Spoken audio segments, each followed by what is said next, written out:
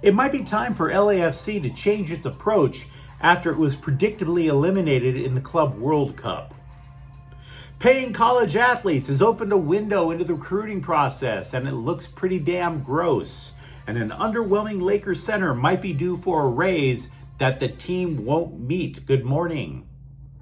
I'm James. And this is your daily dose of sports and snark for the greatest sports city in the world, Los Angeles. This is the Faithful Angelenos Morning Report. It's June 22nd, 2025. It's also Sunday, the Lord's Day, and if you believe as I do, take a moment. Thank Him for the blessings in your life, like LA Sports. And if you like being in the know about LA, clickety-clack the like button. Clickety-clack the subscribe button. There's a notification bell. Hit that. It'll let you know when we drop new content. Sharing is caring. Let people know we exist. And by all means, comment. Now, before we go through the news and notes, a look at the scoreboard. Washington 7, Dodgers 3. Ick. But hey, they're still in first place by a comfortable margin, so whatevs. And then Minnesota did the obvious. They beat the daylights out of the Sparks, 82-66. Meanwhile, today, Washington is going to be at the Dodgers one more time. The game starts at 1. So what do you say we get to the news? And I realize for longtime viewers of the program, they know I'm a Galaxy supporter, but I do want to start off with LAFC because it's going to sound like I'm being insulting, but I have some genuine questions here. LAFC was the last team to qualify for the FIFA Club World Cup, but they were the second eliminated. And it didn't look good either. So, thanks for coming? Here's the deal. They were shut out twice so far in 2 matches. They haven't acquitted themselves well on the world stage. Inter Miami at least won a match. Seattle scored in 2 of their matches. And then you also look at the individual players. What looked good? French legend Olivier Giroud could have redeemed himself after a year of stepping on rake after rake. Nope, didn't happen. And then Dennis Bouanga was stopped on a penalty. So it looks bad. But it brings us back to points that were brought up prior to the tournament. That this roster is being driven into the ground. You can talk strategy all you want. You can talk all kinds of things. That was a tired soccer team. Because this draconian MLS salary cap system, that plus those guys having to play 50 matches at least in the last 3 years, you put that all together, how the hell do you possibly expect them to compete on the world's biggest stage for a club? I mean, the base salary cap in MLS is just a little bit more than $5 million. The base salary cap. There's a couple of tricks with designated players or whatnot, but for the most part, you're looking at $5 million. You cannot construct a durable, competitive roster like that. And moreover, the players are being run around, trotted out like show ponies. They don't even get a decent bonus for succeeding. And by the way, this Club World Cup gets dropped into their laps when everybody else in MLS gets to recuperate during the international break. And not only was it a last-minute edition of 3 matches in less than 2 weeks, they were played on the East Coast. So after one more match Tuesday, which is very likely to be a drubbing, the Black and Gold will return to LA, and if management is paying attention, which they should, they have questions to answer about how they're going to conduct business going forward, because they want to be ambitious. They know they don't have as many MLS Cups as the Galaxy. They would like to make as much of an impact as the Galaxy has on American soccer. But the way that they're doing it is it's going to be a struggle. It's going beyond who replaces manager Steve Cherundolo at the end of the year. The more important question, in my opinion, is should LAFC be choosier as to when they should be ambitious? I'm not suggesting they quit. I'm not suggesting that they roll over and die. I'm saying in the future, because MLS has set itself up to punish ambition, maybe you should pick the tournaments you care about.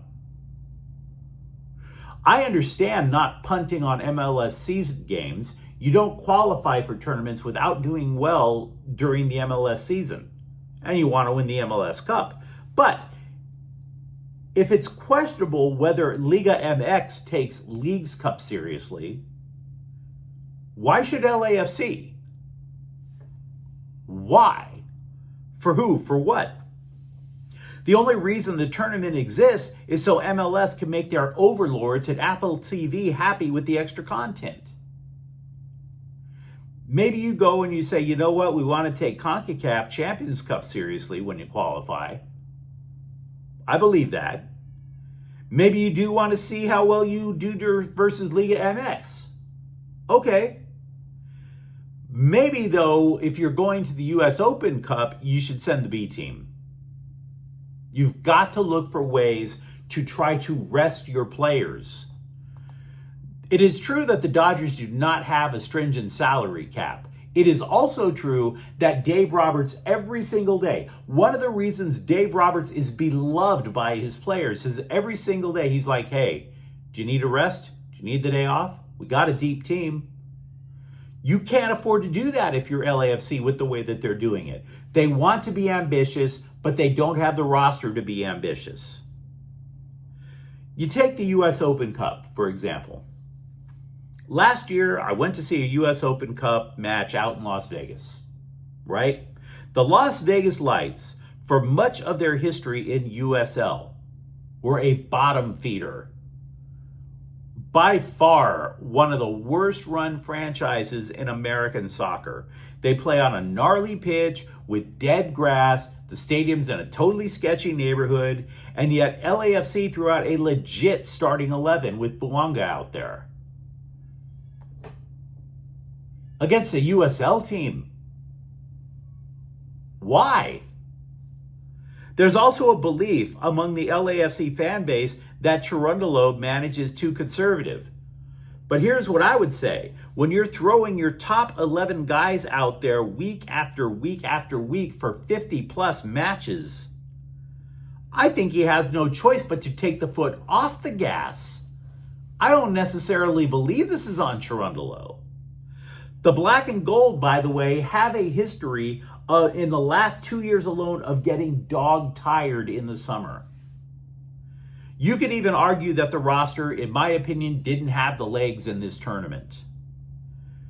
They didn't expect to be in the damn thing in the first place. They wind up being in it. Do they get rewarded with a little extra money? No, but the front office did. The front office got $9 million from FIFA.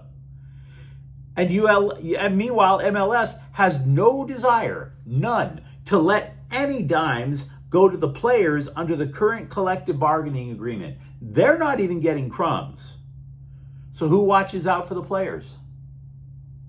And because you're watching out for the players, how do you expect to eventually achieve when the lights get brightest? It might be a good idea for LAFC to look out for their own players. If the league keeps you from paying them for all these surprise extra tournaments that aren't even squat like Leagues Cup, the least you could do is give your players a chance to catch their breath. Sub in the others for a change. And that's the memo. Let me know, of course, if you're an LAFC fan, what you think. Meanwhile, over at USC, high school recruiting has become out in the open, cold-blooded business. You know, Gordon Gekko, Suits, name the cold-blooded, hardcore capitalist drama. That's what USC recruiting is. And I say it's now become out in the open because, look, I will grant you that backroom deals were done before. But the details of how the Trojans landed Rush and Luke Wafel, the details are emerging. And it's kind of gnarly. kind of cold-blooded. I mean, I never talked or thought about these things when I was a teenager, right? Obviously, I was by no means an athlete. But USC, as it turns out, was in a battle with Ohio State, Texas, and Penn State. Now, you're a teenager and you've got 4 historic universities pounding at your door, and they're offering big checks, fat stacks. Wafel kept telling the Trojans, he's from New Jersey, oh, I just want to stay home. I want to stay close to home. But he's not going to Rutgers, let's be real. So theoretically, that put Ohio State in the lead until USC topped 2 million, maybe even 2.5 over 2 years, with an option for a third. Now, I'm not trying to suggest any of this is wrong.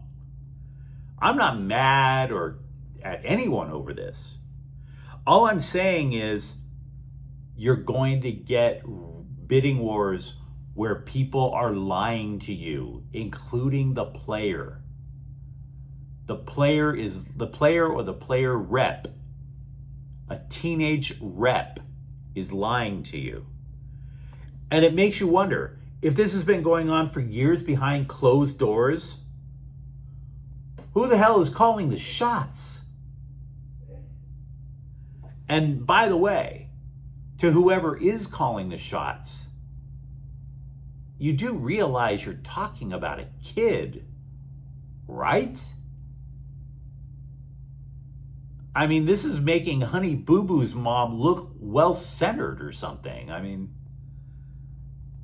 mercy.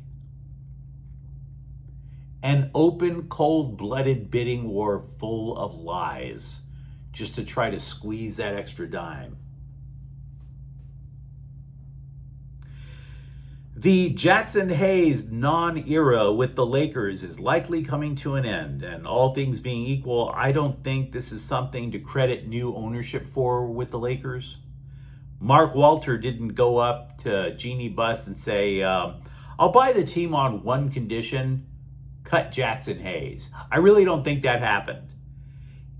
Even Rob Pelinka, you can clown Pelinka as much as you want, but even Rob Pelinka knew the guy wasn't going to contribute key minutes in the playoffs. The Athletic, though, they love him. They marked Hayes' value. And keep in mind, Hayes was a guy who would get pulled in the first quarter of playoff games, never to be seen again.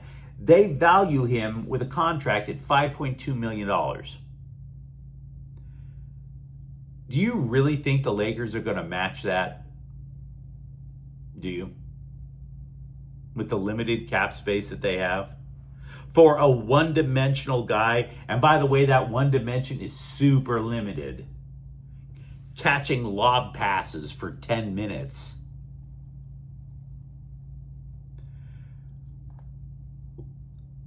Go with God, Jaxson Hayes.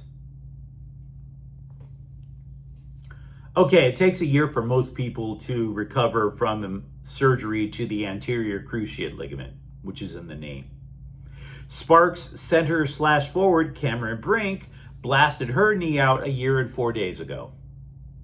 Now, I will grant you the surgery for it was in July, but still, there's no timeline for Cameron Brink's return. A few months ago, we were told she was going to be playing by now. Obviously not happening. But not only is it not happening, there's no timeline. And the season is approaching halfway done.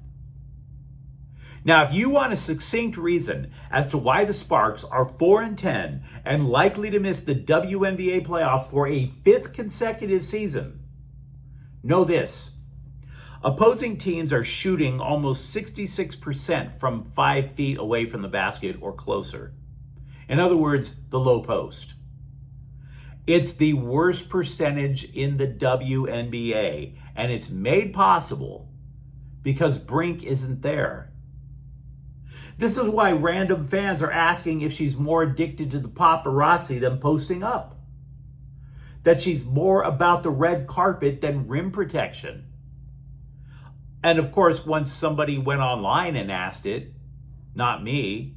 A bunch of simps just surrounded her, just made a wall around the Cameron. We must protect the precious. We must protect the Instagram model.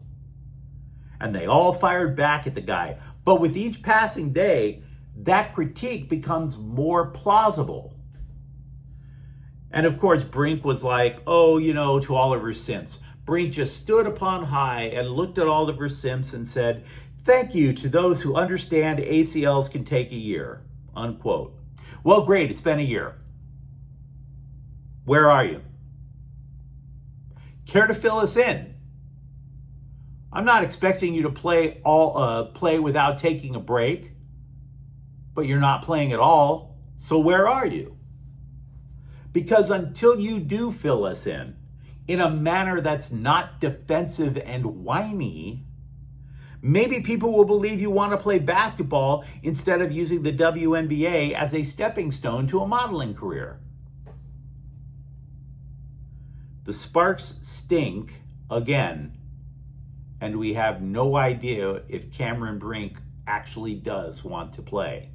But you let me know what you think in the comments thread. Talk to me about LAFC. Do you see the value in maybe not taking Leagues Cup or another tournament that seriously? And for that matter, are you not surprised that people are recruiting this brazenly with USC? And if you enjoyed the content, don't forget to subscribe to Faithful Angelenos. We're talking LA sports every single day here. Thank you for watching. I'm James, and we'll be back tomorrow. Faithful Angelenos is a Cortel Queso production. Take care.